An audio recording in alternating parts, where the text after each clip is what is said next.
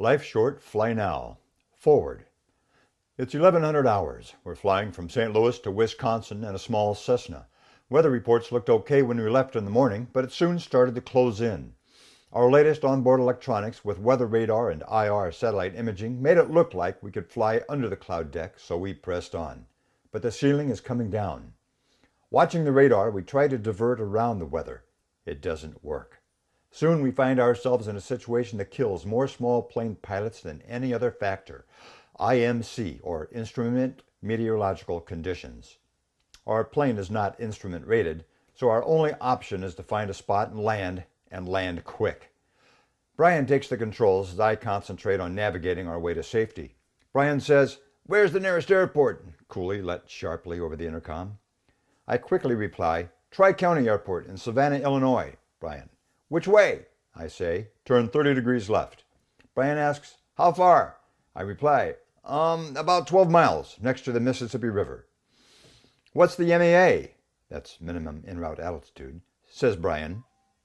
I look for the box on the chart, but Brian glances over on my lap and spots it first. There it is, 1,500 feet. We're now flying about 1,800 feet, which means we're only about 300 feet off the ground. The terrain is rolling and hilly. We need a path to follow to keep us from running into a hill. "There's a railroad track up ahead that runs right by the airport," I said. "Roger that," said Brian. "Now look for towers and obstructions along the track." The ceiling is closing in more. We have to drop down to keep the ground in sight. Some of the larger oak trees are 75 feet tall. We clear them by 20 to 30 feet. "There's the airport." Brian turned left, made a straight-in approach to runway 18, and held in some power to counter the crosswind. The tires squeak. "Great flying, Brian," I said. "Just glad you were there. It's good to have two people in the cockpit," Brian retorts. That's Brian, modest. As a friend, and he has many, he is also a role model. He works diligently at his charitable pursuits, and when it's time to relax with his friends and a beer, the conversation is always lively and intelligent. Retired from the Air Force as a major after many years of service, he is a successful businessman, entrepreneur, aviator, and aircraft restorer.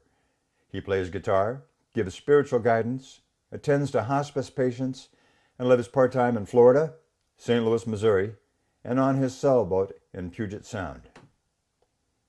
A favorite quote: "Life should not be a journey to the grave with the intention of arriving safely in an attractive and well-preserved body, but rather to skid in sideways, joystick in one hand, beer in the other, body thoroughly used up, totally worn out, and screaming, 'Woohoo! What a ride!'"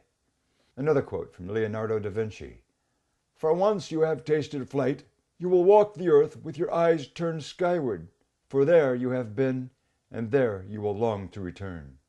Forward by Jeff Wilson, NBC multimedia journalist, private pilot, friend.